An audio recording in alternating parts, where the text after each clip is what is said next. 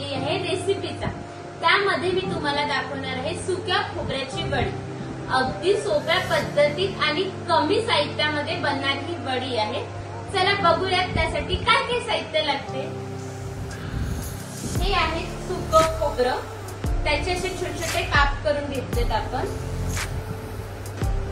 त्यासाठी लागणार आपल्याला साखर, थोडं दूध, आमच्याकडे पेढा होता म्हणून मी तो पेढा यूज करत आहे। हे ऑप्शनल आहे, तुमची इच्छा जर तुम्हाला आवडत असेल तर तुम्ही ऍड करू शकता, नाही केलं तरी काहीच प्रॉब्लेम।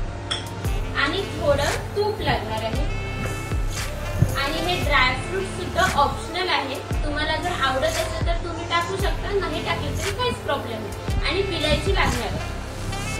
चला तर बघूयात कशा करायच्या खोबऱ्याच्या वड्या। या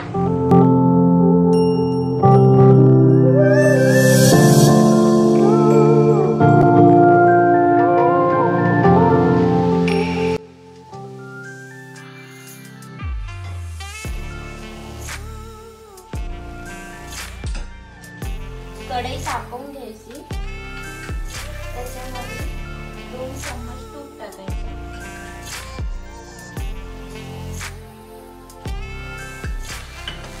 तूपला छान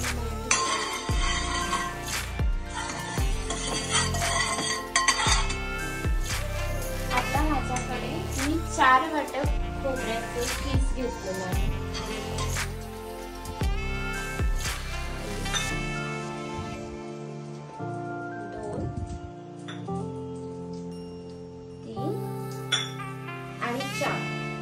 हे 4 वाट्या खोबऱ्याचं किस घेतलंय मी, त्याला छान गरम करून घ्यायचं।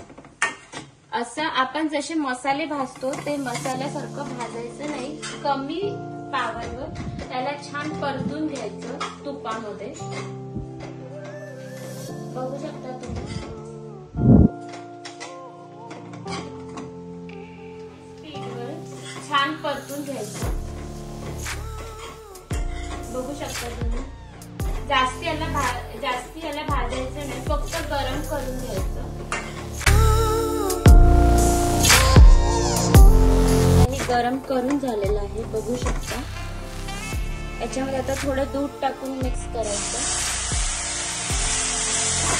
थोडं दूध टाकायचं म्हणजे छान मऊ अशा या वड्या होतात।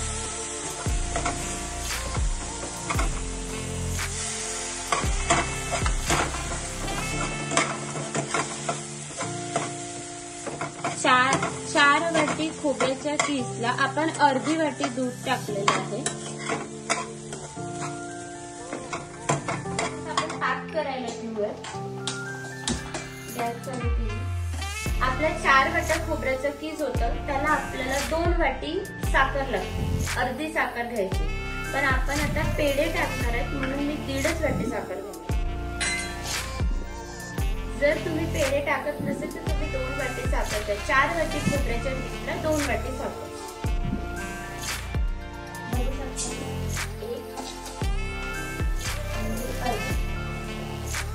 याच्यामध्ये आपण अर्धा वाटी पाणी टाकू।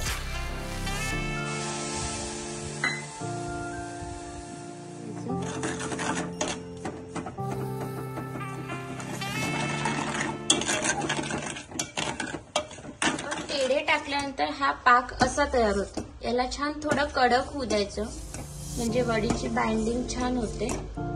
बघू शकता असा हा पाक होतो।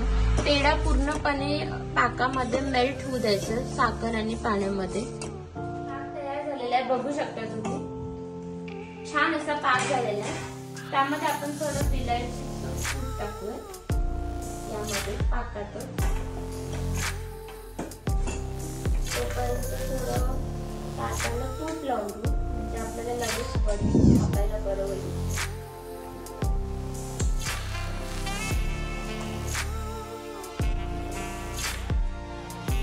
जर तूप लावलं तर वडी चिटकत नाही, छान करते।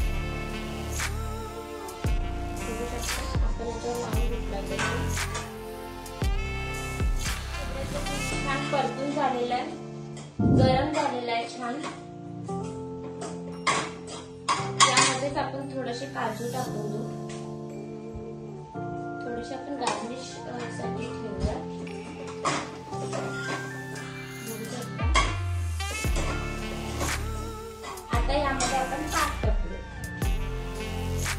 बदाम पण टाकून घेऊया.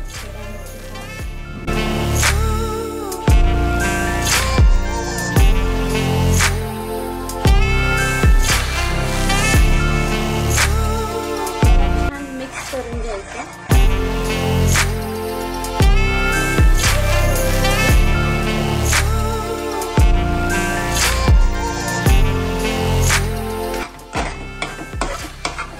पेढा टाकल्यामुळे अतिशय सुंदर ही टेस्ट येते. तुम्ही पण नक्की पेढा टाकून वडी करून बघा.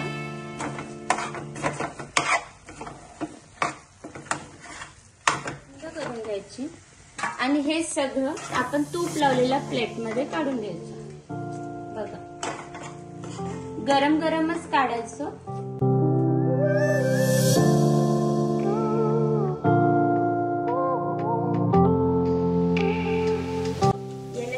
गरम गरमच छान स्प्रेड करून घ्यायचं.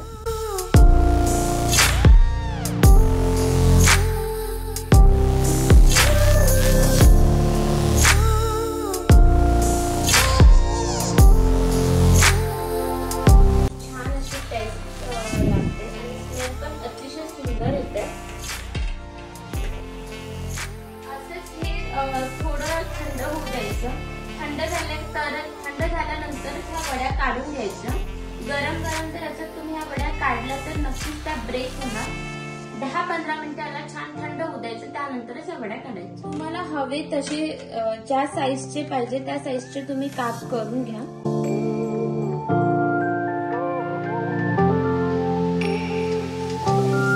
वड्या खूप आवडतात म्हणून मी छोटे काप करत आहे.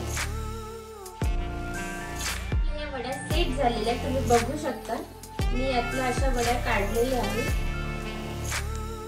याला मी अशा प्रकारे छान सेट करून घेतलेलं आहे. बघू शकता, मस्त डेकोरेट केलेलं आहे. वडी टेस्ट करत आहे बघा. अतिशय सुंदर अशी टेस्ट झालेली आहे. अमेझिंग लागत आहे वडी. रेसिपी तुम्हाला आवडली असेल तर तुम्ही नक्की ट्राय करा आणि कमेंट बॉक्स मध्ये मला कळवा की तुम्ही केलेली सुक्या खोबऱ्याची वडी कशी झाली आहे. बाय बाय, भेटूया नेक्स्ट व्लॉग मध्ये.